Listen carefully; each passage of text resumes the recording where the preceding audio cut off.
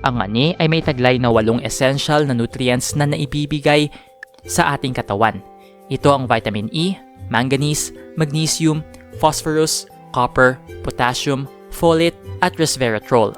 Bago natin simulan ang video na ito, huwag kalimutan mag-subscribe sa aming channel para sa mga health and love advice at huwag kalimutan pindutin ang bell button para lagi maging updated sa aming mga bagong videos. Ang mani ay excellent source din ng fiber at healthy fats na mabuti din sa ating puso. Kaya narito ang 14 na benepisyo ng pagkain ng mani na mabuti sa ating kalusugan. Una, mabuti sa puso.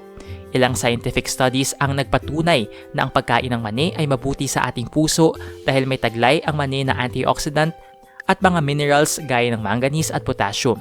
Ang health benefits ng potassium at manganese ay nakakatulong makontrol ang excessive amount ng sodium na maaaring magdulot ng ilang cardiovascular conditions. Pangalawa, maganda sa may diabetes.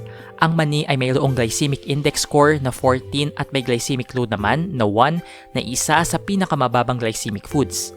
May mababang impact ito sa ating blood sugar levels na isa sa rason kung bakit magandang pagkain ito sa mga taong may diabetes. Pangatlo, prevents gallstones. Ang gallstones ay dulot ng excessive cholesterol sa ating katawan. Ayon sa ilang scientific studies, nirerekomenda ang regular na pagkain ng mani para matulungan ito makontrol ang cholesterol. Nakakabawas ito sa pagdevelop ng gallstones. Iwasan lang ang pagkonsumo ng peanut oil dahil may taglay itong high fats. Pang-apat, pang-iwas sa cancer. Ang mani ay mayaman sa antioxidants at may taglay na bitamina at minerals na makakatulong maiwasan ang pagkakaroon ng cancer. Isa din ang mani sa mga nirerekomenda ng mga eksperto pagdating sa bagay na ito. Panglima, maganda sa memorya. Alam nyo ba na ang mani ay isa sa mga pagkain na makukonsidera na brain food? Ang mani ay may taglay na ilang essential nutrients na maganda sa ating utak at memorya tulad ng folate, niacin, flavonoids at iba pang organic compounds. Pang-anim, magandang pang-energy booster. Ang mani ay magandang pang-energy booster dahil sa taglay nito na proper amount ng carbohydrate, fats at protein. Ibig sabihin, kapag kumain tayo ng mani, tumutulong ito ma-maintain ang ating enerhiya na hindi mag-aalala na madagdagan ang ating timbang. Ang mani ay may plant-based protein na 25.8 grams sa 100 grams nito, na kalahati sa kailangan nating protein araw-araw. Pang-pito, tumutulong labanan ang depression.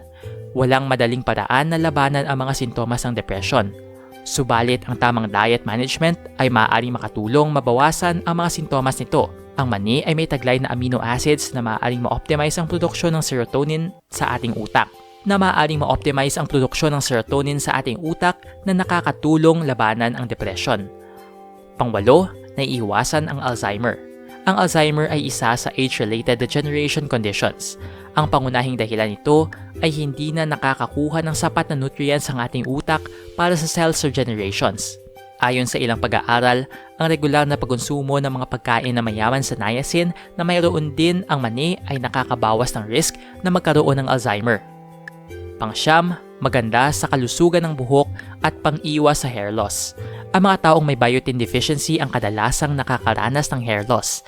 Ang biotin ay isa sa essential vitamin B complex at ang mani ay may taglay nito at folate na maganda sa kalusugan ng buhok at pang-iwas sa hair loss. Nag-enjoy ka ba sa video ito? Please hit the like button and subscribe sa aming channel para sa iba pang video tulad nito. Salamat sa panonood!